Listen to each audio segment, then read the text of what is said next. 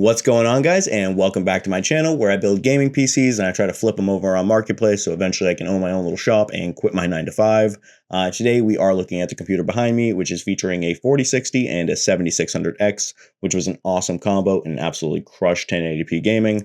As always, in today's video, I'll show you how I built it, all the parts we used. Then at the end, we'll hop into a few benchmarks, play a few games just to see how it really performed. But before we do, if you could, just to support me and my channel and my aspirations of eventually owning my own little shop, if you go ahead and hit that subscribe button, like button, comment, and hit the bell so you don't miss any of my future videos, that would be greatly appreciated, and I would love you for it. But yeah, with that out of the way, without further ado, let's get into the build. Alrighty, so for our motherboard, we're going with the B650M AAX2 from ASUS, 170 over at Micro Center.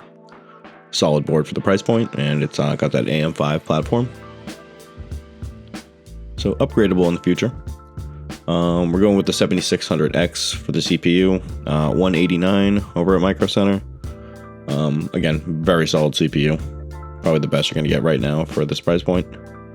Actually beats the 9600X, although the 9600X does have a lower draw power. Alright, got that thing in there, even though it looked like it was going to break. And now we're going to get our RAM in. And we're going with a 32 gigabyte kit of from Team Group. Cheapest I could find over on Amazon.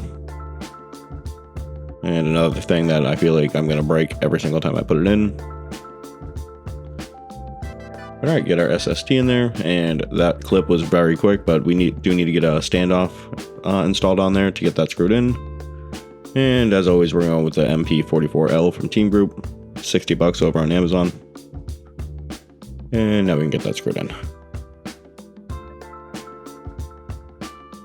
Alright, let's get our brackets off.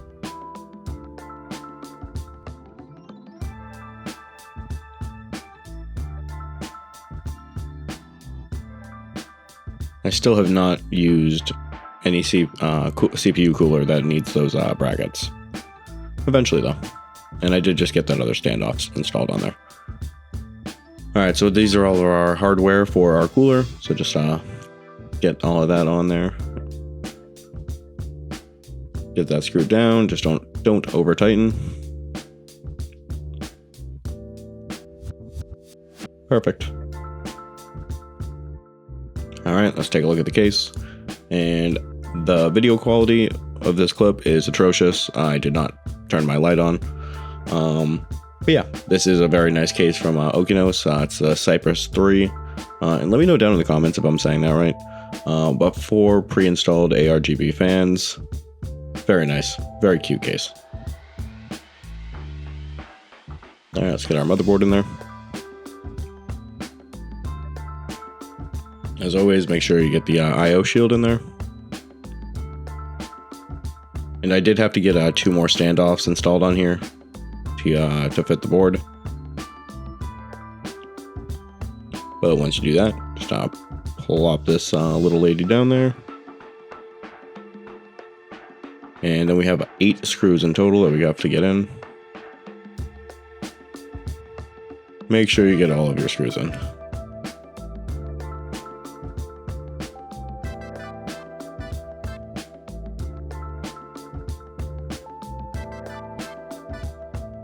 And this is just like a little fan controller for the cooler, which once I get this plugged in, I'll just tuck into the back, save it for later. And she's coming together real well. And for the AIO, we're going with the Thermalright Aqua Elite V3 240. It's like the cheapest one over on Amazon, to be honest, for an all-in-one cooler, and it really gets the job done. Keeps the CPU around 65, 70 in game, maybe even lower. It's awesome. All right, got that all installed, and we are getting so close to finishing. We're just gonna go ahead and get our CPU toothpaste on there. I'm gonna do a nice little X. Perfect. Remove your plastic. and go ahead and get that screwed in. The one thing I have noticed, and it might just be a personal problem, but these coolers are kind of a pain in the ass to get installed. I feel like I have to keep going back and forth with these screws. They're really fighting it. Alright, got that done. And right here, I'm just actually going to plug in a little, hey, go hit that subscribe button. Hit the bell, leave some comments, do all that jazz. Help me get to 1,000 subscribers. That would be awesome. And I know you guys are awesome, so yeah, go do that, and I'll deal with these cables. And for the power supply, we're going with the MSI Mag A550BN. It's 80 plus bronze, $60 over on Amazon. Should be able to perfectly handle the 7600X and the 4060. Just go ahead, get that screwed in there. Don't over tighten. And lucky me, I have more cables to deal with. But we're just going to throw the back panel on and forget about it. I literally love that. But yeah, we're done with the back. And let's slide her around. And she's looking beautiful. Just missing the best part, which is the RTX 4060 from Gigabyte. $349 over at Micro Center. Yes, very overpriced. The card itself is fantastic. Sucky price, but definitely a great card. And I also thought I was going to break this as I was putting it in. That would have sucked. But yeah, take 2 of the screws that came with the case, the little hex ones, get that screwed in there. Make sure you put this little PCIe cover back on. And we just need to go ahead and get our 8-pin connected. I did go with the custom cables from Asia Force, as always. Just gives that aesthetic look. And get this booted on for the first time. Hit the power switch. And bango, bango. Ah, beautiful. First boot's always the best. A few moments later. And we posted, so we're all good. Let's hit the BIOS. We gotta get it all set up, install Windows, but then we can hop into the benchmarks and the games. All right, let's get into it. Alrighty guys, so that will do it for the build portion of today's video. I think this thing came out super clean. Let me know what you guys think down in the comments. I went with yellow and black for the RGB and everything because I think it just looks great together. But for the pricing, we ended up spending a little over $1,000. But like myself, if you can take advantage of the Micro Center bundles, definitely do that. I only ended up actually spending a little over $900, which is awesome. But I know a lot of people don't have Micro Centers near them, which definitely sucks. If not, you can find all these parts realistically on Amazon or Newegg or something like that, probably for generally the same prices. If you can't find a 4060 or it's just out of your price range, because I know NVIDIA is very bad with their pricings for their graphics card nowadays, you could probably switch it out for a 7600 XT or even a 7700 XT, but you will be losing out on the ray tracing, DLSS, and all that stuff that NVIDIA gives you. But yeah, otherwise, the 7600X and the 4060 definitely paired well together, and you're going to be seeing that in the benchmarks in just a minute. But yeah, I just wanted to run down the price and let you guys know exactly what we spent and what you guys can be expecting if you're trying to do this at home. And let me know if you were going to buy this as a pre-build, what would you be willing to spend for this exact build? Let me know down in the comments. But with that out of the way, let's hop into the games and the benchmarks. Alrighty, for the benchmarks, we're starting out with Cinebench R23. Got a pretty good score, honestly, of 14,216. That was after doing a test without OBS recording in the background. Granted, it's only using about 0.8%, I believe, so it's really not making a big deal, but definitely a good score. I think the highest is around 15,000. And up next, I actually ended up going with Superposition, the 1080p Extreme. And again, 5949 was a pretty good score for the 4060. It's about average. Definitely a lot of lights going on, textures, lots of shadows, a whole bunch of movement.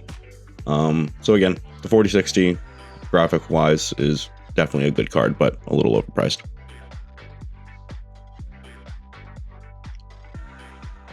And lastly, I went with Time Spy and actually got a great score of 10,707. I honestly was not expecting this, but I think it honestly might have to do with it being paired with the 7600X. Definitely not going to complain.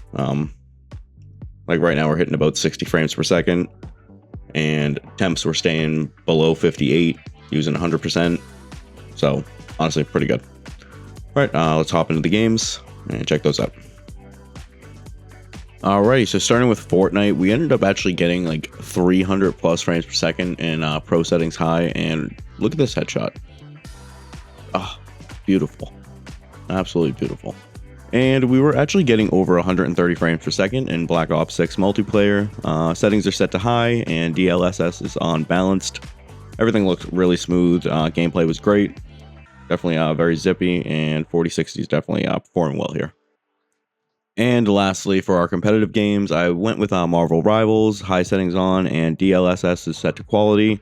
Everything looked great. We were getting over 110 frames per second, sometimes a little lower. But yeah, everything definitely performed well, and I actually don't play this game at all, so let me know how terrible I am down in the comments. I have no idea what I'm doing here, but I did end up kicking Venom's ass, so that was pretty cool. And up first for our AAA titles, obviously went with the Cyberpunk 2077 for our first benchmark test. Got over 90 frames per second on average with DLS set to quality and on Ray Tracing Ultra. Honestly, everything looked great, and especially when we got outside with that puddle right there. Beautiful. And next up is a game I seriously wish I could play for the first time again. It's The Last of Us Part 2. I went with very high settings, and DLSS is set to balanced. We're getting over 85 FPS on average, and this game is highly recommended. Definitely go play this one. Alrighty, and lastly, one of the best games I think to ever come out is God of War Ragnarok. Ended up going with ultra settings, and DLSS is set to balanced. We're getting over 175 FPS on average. And honestly, this game is just amazing. It looked great, played super smooth, and another game I highly recommend you go play. And that'll actually do it for all of our games that I'm going to be testing here for the 4060. But I just got to say, it absolutely crushed every single game that we played in 1080p for high or ultra settings. So again, while the card was definitely overpriced, the 4060 itself is a fantastic card and is capable of handling almost anything you throw at it. Alrighty guys, and that will do it for today's video. And honestly, if you're still here watching, I seriously appreciate you. And if you like today's video, make sure you hit that like button. And if you haven't already, hit subscribe. Would love to eventually get up to 1,000 subscribers. That would just feel absolutely amazing. This PC will be available for sale. You can actually, I'll have it linked down in the description, but you can go follow me on Facebook, Instagram. And if you're local to me, like Boston area of Massachusetts, shoot me an email, shoot me a DM, and we can figure that out. Or you'll probably end up seeing this on Facebook Marketplace. But yeah, until the next video, guys, again, I seriously appreciate all of you watching and anybody that's subscribing to my channel, because they're seriously the best, and I love seeing a new subscriber every now and then. But yeah, until the next video, guys, peace out.